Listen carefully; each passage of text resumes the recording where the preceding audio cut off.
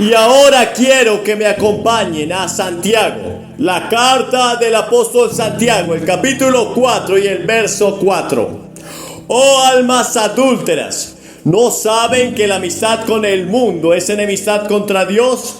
Cualquiera pues que quiera ser amigo del mundo se constituye enemigo de Dios. Cualquiera pues que se haga amigo del mundo se constituye enemigo de Dios. ¿Pero qué es ser amigo del mundo? Vivimos en una generación que ha perdido su identidad. La gente que antes servía a Cristo se reconocía simplemente como luz y sal en medio de un mundo lleno de tinieblas. Había diferencias claras. Y no estoy hablando del radicalismo. Estoy hablando de la ética moral protestante en la cual fue fundada los Estados Unidos. Pero hoy parece que la gente no sabe, no entiende y no es. Esas fueron las 3 palabras que utilizó Pedro cuando negó a Jesús. No sé, no entiendo y no soy. Gente que ha perdido la razón, el ser y su paz interior, pues se han hecho amigos del mundo. Pero el peligro de ser amigo del mundo es que te puedes constituir en un enemigo de Dios. Es muy bueno tener a Dios de nuestra parte, pero no quieras ser enemigo de Dios, porque no hay nadie que se haya levantado contra Dios y le haya ido bien, ni en esta tierra, pero tampoco en el universo. La primer persona que se levantó contra Dios, que se hizo enemigo de Dios, fue Lucifer. Quizás tú has escuchado hablar de Satanás. Sabes que es un engañador, sabes que es un calumniador, sabes que representa todo lo malo, la mentira y todo aquello que trae dolor y calamidad en el mundo y en el universo. Pero Satanás no fue siempre Satanás. Fue creado como un ángel de luz, dice en Isaías 17. Fue creado como un ser celestial, como el sello de la perfección de Dios. Se le entregaron los tamboriles el día que Dios lo creó. Era un querubín protector. Se le había dado honra, poder. Se le había dado honores más altos que a cualquiera de los otros ángeles. Porque cuando sirves a Dios, Dios ha prometido ser galardonador de los que le buscan, dice Hebreos 11:6. Si tú crees en Dios, si tú te acercas a Dios, si tú honras a Dios, Dios también te honrará. Y Lucifer fue honrado por Dios. Pero dice la palabra del Señor en Isaías que el corazón de Lucifer se llenó de orgullo, de vanidad, de pretensiones. Y él dijo: ¿por qué no puedo ser yo mayor que Dios? ¿Por qué no puedo yo ser honrado por Dios? ¿Por qué no puedo yo ser más grande que Dios? Te equivocas. No hay nadie que sea mayor que el Dios Todopoderoso. No lo hay en el cielo, mucho menos en la tierra. Aquellos que se levantan contra Dios, que se constituyen enemigos de Dios, Dios los destruirá. Y aunque este era el ser más poderoso jamás creado, con todo y eso fue destituido de la gracia de Dios. Dice la Biblia: ¿cómo caíste, oh lucero, hijo de la mañana? Y en Lucas 10:19 Jesús dijo: yo veía a Satanás caer del cielo como un rayo. He aquí les doy poder y autoridad para echar fuera demonios y serpientes y sobre toda fuerza del enemigo, y nada les dañará. Satanás cayó, aunque tenía poder. Fue destituido y ahora es un enemigo muerto. y le espera una segunda muerte, la muerte eterna en el lago de fuego. Por eso el infierno fue creado, por eso el lago de fuego fue creado. No fue creado para el hombre, fue creado para Satanás y sus ángeles, aquellos que se volvieron enemigos de Dios. No quieras ser enemigo de Dios. No hay nadie que se haya levantado contra Dios y haya salido victorioso. Todos aquellos que empuñaron su puño contra Dios fueron destruidos en la antigüedad y también en el presente. Quizás han escuchado una historia no tan lejana como la de Lucifer, pero escucharon la historia del capitán de aquel gran barco llamado el Titanic, aquel transatlántico que se erigió como el orgullo del hombre, de la ingeniería moderna. Ninguna máquina antes había sido tan sofisticada y con tanta clase como el Titanic. Cuando hicieron esta embarcación, cuando crearon esta máquina tan grande y poderosa, le pusieron Titanic, porque en la antigüedad el Titanic representaba a aquellos hombres que se levantaban y desafiaban a Dios. Pero quizás no estudiaron bien la historia, porque no hay nadie que se haya levantado contra Dios y le haya ido bien. Pero le pusieron Titanic diciendo: ni Dios podrá hundir este barco. Qué equivocados estaban, porque un pequeño témpano de hielo, una pequeña roca de hielo, un pequeño iceberg de hielo que estaba allí en esa agua quieta y tranquila del Atlántico, fue suficiente para que la más grande embarcación que habían construido hasta ese entonces fuera hundido y se precipitara en el mar como la más grande catástrofe que ningún otro marinero haya vivido. No hay nadie que se haya levantado contra Dios y le haya ido bien. Yo sé que muchos aman el recuerdo del presidente John F. Kennedy, pero fue el presidente John F. Kennedy que promovió una ley para que sacaran de las escuelas públicas y de las universidades públicas la religión. Fue el presidente John F. Kennedy que dijo: no se debe dictar más clases de religión, de cristianismo en las escuelas públicas. Y ustedes saben lo que pasó con nuestro joven presidente. Fue asesinado y su descendencia ha sido exterminada. Alguien dirá: ¿estás diciendo que fue asesinado por Dios o que Dios lo castigó? No lo sé, no lo puedo afirmar. Solo sé que no hay nadie que se haya levantado contra Dios y le haya ido bien. No quiera ser enemigo de Dios. Ustedes recordarán otra historia más. Hitler destruyó todo vestigio del cristianismo en Alemania y quiso destruir por completo al pueblo que había sido escogido por Dios. Culpó a la nación judía de ser la peor pesadilla de esta tierra, el cáncer de la humanidad. Así que él decidió destruir a la nación judía, porque él decía que era a través de esta nación que el mundo había conocido la moralidad, lo que hacía débiles a los hombres. Pero Hitler finalmente fue destruido, él mismo se suicidó. Y estará presente ante el gran tribunal, porque escrito está en la palabra del Señor que está destinado para los hombres que vivan una sola vez y después el juicio.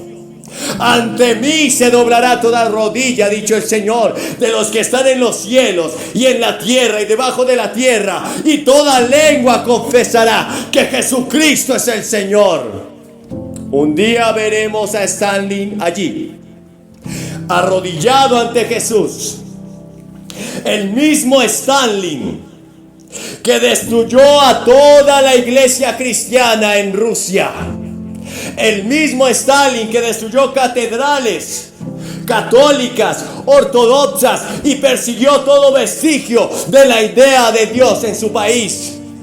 El mismo Stalin que mató a pastores, sacándole los ojos antes y torturándolos. Él estará allí. Porque solo ha habido un hombre que ha muerto y ha resucitado para siempre.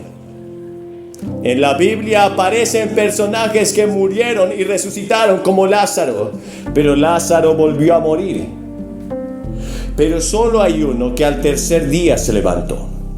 Él mismo declaró: pueden destruir este templo, pero en 3 días lo construiré, lo levantaré.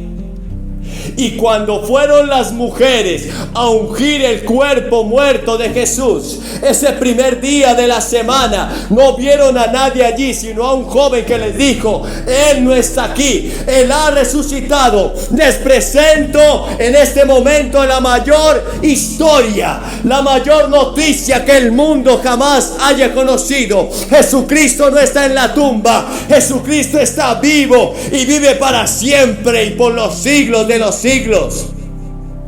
No quieras pelear contra Dios, no quieras ser un enemigo de Dios. Y tú dirás: ¿qué debo hacer? O mejor, ¿cómo debo comportarme para no llegar a ser un enemigo de Dios?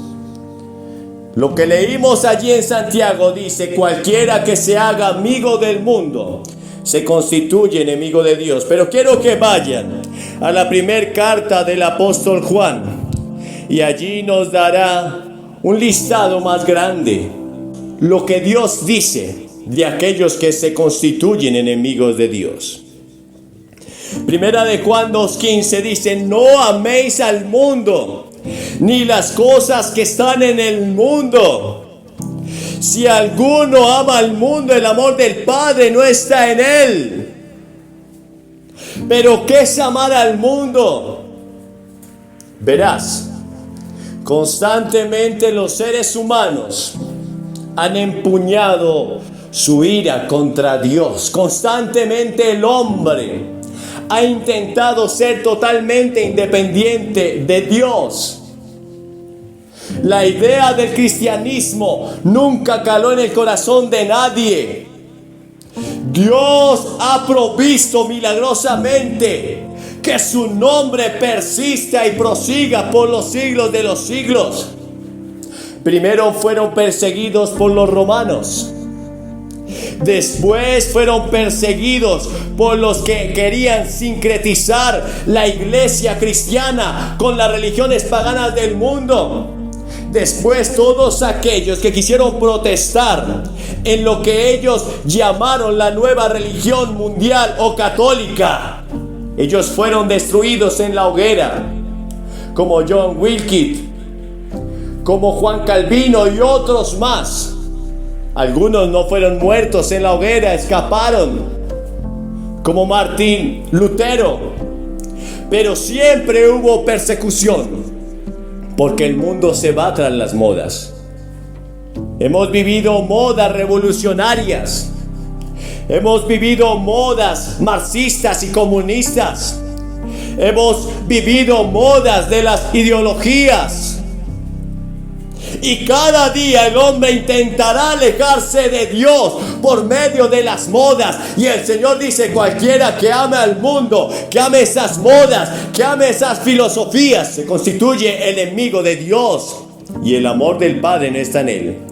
Porque todo lo que hay en el mundo, los deseos de la carne, los deseos de los ojos, la vanagloria de la vida, no proviene del Padre, sino del mundo.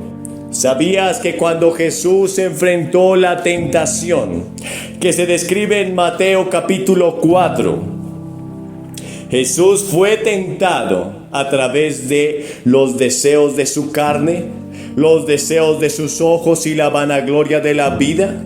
Los deseos de su carne fue cuando tuvo hambre, cuando él necesitaba alimentar su cuerpo. El deseo era natural, biológico. El deseo era legítimo, pero Satanás quería que fuera alimentado de una manera incorrecta. El deseo era natural, pero la manera de suplir ese deseo no era lo adecuado. Porque todo lo que hay en el mundo, los deseos de la carne, los deseos de los ojos, a Jesús se le ofreció poder, se le ofreció reino, se le ofreció gloria. Todo esto te daré a ti si postrado me adorares. El diablo ha ofrecido fama a cuánta gente, cuántos artistas, cuántos cantantes, cuántos actores, cuántos políticos han vendido su alma a Satanás por la fama, el poder y el placer. La vanagloria de la vida. Puedes ser gobernante, puedes tener poder, puedes vivir como quieras en los excesos. Pero si haces esto, te vuelves enemigo de Dios. Y el mundo pasa y sus deseos, pero el que hace la voluntad de Dios permanece para siempre. No hay nadie que se haya levantado contra Dios.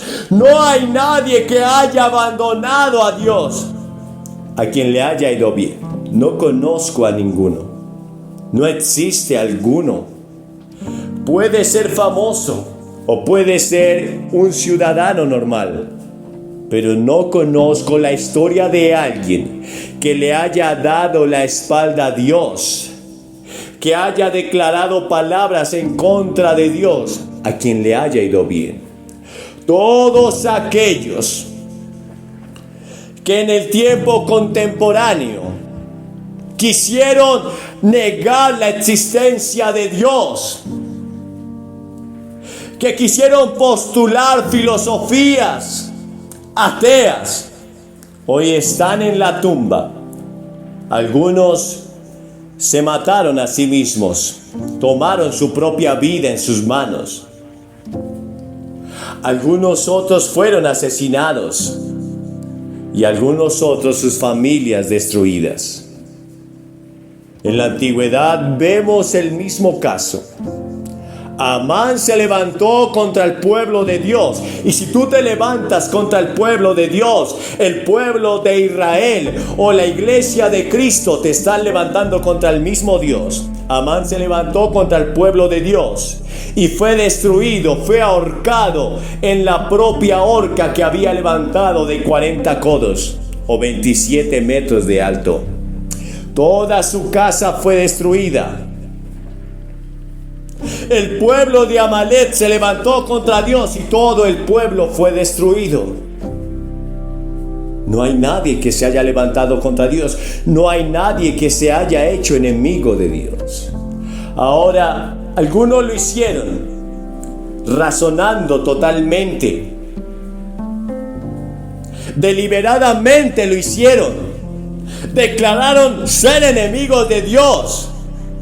Pero otros, sin darse cuenta, se están haciendo enemigos de Dios al amar el mundo y sus deseos. Muchos líderes cristianos están trayendo las modas del mundo a la iglesia. Y no hay diferencia ahora entre aquellos que sirven a Dios y aquellos que no les sirven. Hay muchos cristianos que practican el juego, que beben alcohol, iglesias donde hay un lugar donde están los fumadores. Todo esto es el amor al mundo. Iglesias mismas que se han hecho enemigos de Dios. Alguien dirá, ¿su iglesia puede ser su enemigo? Quiero decirte que sí. Ahora vayan a Apocalipsis 2:14. Pero tengo unas pocas cosas contra ti, que tienes ahí a los que retienen la doctrina de Balaam, que enseña a Balac a poner tropiezo ante los hijos de Israel, a comer de las cosas sacrificadas a los ídolos y a cometer fornicación. Y también tienes a los que retienen la doctrina de los nicolaitas, las cuales yo aborrezco, dice el Señor. Por tanto, arrepiéntete, pues si no, vendré a ti pronto y pelearé contra ellos con la espada de mi boca. Dios se puede levantar contra ti como si Él fuera tu enemigo. Hay que tener en estos momentos un espíritu de contrición y reverencia. No quieras que Dios sea tu enemigo, pero Dios te ama. Y estas palabras, aunque parecen duras, han sido dadas para que Dios pueda hallar en ti arrepentimiento, humildad y reconocimiento. Cuando Dios trae su palabra, es como martillo que quebranta la peña. Es como fuego que saca la basura. Si hoy has hallado que en ti hay vestigios de amor hacia el mundo, si te has hecho amigo del mundo y quieres arrepentirte y quieres decirle: Señor, perdóname, límpiame, lávame de toda maldad, yo te invito a orar conmigo hoy y que puedas tomar en tu boca estas palabras y decirle: Señor, perdóname. Vamos a orar. Padre, en esta hora reconocemos que necesitamos tu gracia y tu perdón. Quizás, Señor, sin darnos cuenta, hemos permitido que el mundo y su amor, las cosas malas y perversas que hay en el mundo, sus modas, permeen nuestra vida y corazón. Pero hoy te pedimos perdón. Limpia nuestra mente, limpia nuestro corazón, lava nuestra alma. Ayúdanos a discernir lo que es correcto, lo que es justo, y obra de tal manera que podamos afirmarnos en ti. Te lo pedimos, Padre, en el nombre de Jesús. A ti sea la gloria por los siglos de los siglos. Amén.